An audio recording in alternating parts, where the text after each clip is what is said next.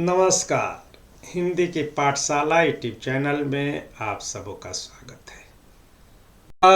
गुरु मिलया सो जिनि बिसरी जाय, जब गोविंद कृपा करी तब गुरु मिलिया आई कबीरा, तब गुरु मिलिया आई।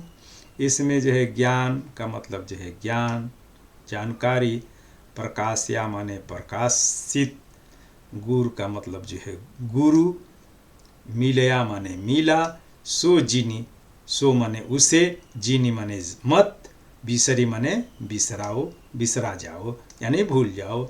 जब गोविंद कृपा करी, गोविंद यानी कि जी ईश्वर ने, प्रभु ने जब कृपा की, करी माने की, तब गुरु मिले आए, तब गुरु मिल आ गए, मिल गए। अब इस संदर्भ तो प्रस्तुत साखी निर्गुण काव्य धारा के श्रेष्ठ संत कवि कबीरदास जी द्वारा रचित है और यह साखी डॉक्टर श्याम सुंदर दास द्वारा संपादित कबीर ग्रंथावली के गुरुदेव को अंग में संकलित है। अब इसका प्रसंग है कि सदगुरु की प्राप्ति आसान नहीं है। जब ईश्वर की कृपा होती है तभी सदगुरु मिलते हैं, अन्यथा गुरु घंटालों की यहाँ पर इस संसार में कमी नहीं है। और जब गुरु घंटाल मिल जाते हैं तो चेला का बट्टा लगा देते हैं। आगे उसको हम लोग देखेंगे। अब इसका सरलार्थ क्या है? तो ज्ञान का प्रकाश प्रदान करने के लिए गुरु मिले, इसलिए और उस गुरु के द्वारा दिए गए ज्ञान को या गुरु को कभी भूलना नहीं चाहिए। क्यों? कि गुरु आसानी से नहीं मिलते हैं।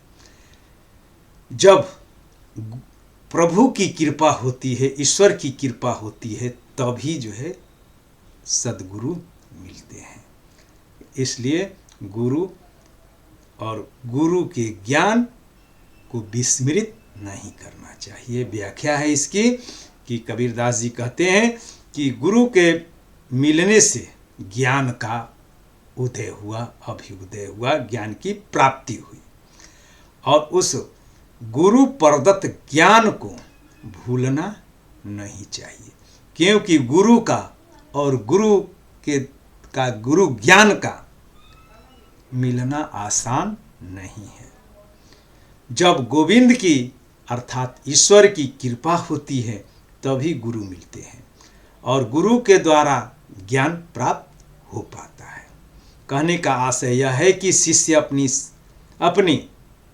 शिष्य का यानी कि साधक का कर्तव्य है कि वह गुरु से प्राप्त ज्ञान को अपनी साधना के द्वारा सदैव के लिए, सदा सर्वदा के लिए अपना बना ले, उसे आत्मसात कर ले, उसको नित्य का नियम बना ले, प्राप्त ज्ञान का आत्मसातीकरण कर ले, न कि उसे बिसरे या उसकी उपेक्षा करे।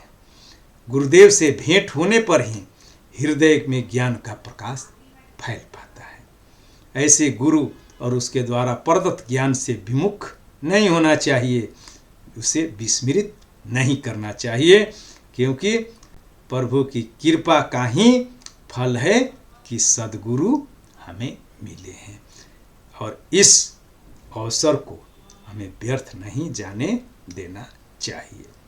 अब विशेष क्या है? तो सद्गुरु का प्राप्त होना आसान नहीं है। ईश्वर की कृपा जब होती है तभी सच्चा गुरु मिलता है और ऐसे दुर्लभ गुरु की और उनसे प्राप्त ज्ञान को गंभीरता से लेना चाहिए, उसे भूलना नहीं चाहिए। न तो गुरु को भूलना चाहिए और न गुरु के द्वारा प्रदत्त ज्ञान को भूलना चाहिए। आम जीवन में भी हम लोग आज देख रहे हैं कि गुरु कैसे हैं। गुरु के जगह पर जो है गुरु घंटाल मिल रहे हैं, जिसकी वजह से समय और साधन व्यर्थ होता है। इसमें काव्यलिंग अलंकार है। काव्यलिंग यानी कि तर्क सहित या तर्क के साथ उसका समाधान दिया जाता है। तो यहाँ पर गुरु कैसे मिले, गुरु की कृपा कैसे हुई, तो ईश्वर के आशीर्वाद से। और चूंकि कठिनता से जो है गुरु मिले हैं, इसलिए गुरु और गुरु के ज्ञान को भूलना नहीं चाहिए। तर्क परकता इसमें है, इसलिए इसमें काव्यलिंग अलंकार है, और इसमें अनुप्रास अलंकार है। क की आवृत्ति, कृपा करी में क की आवृत्ति है, और वैसे ही जाई और आई में ई की आवृत्ति है, इसलिए इसमें अनुप्रास और छेकानुप्रास अलंकार है।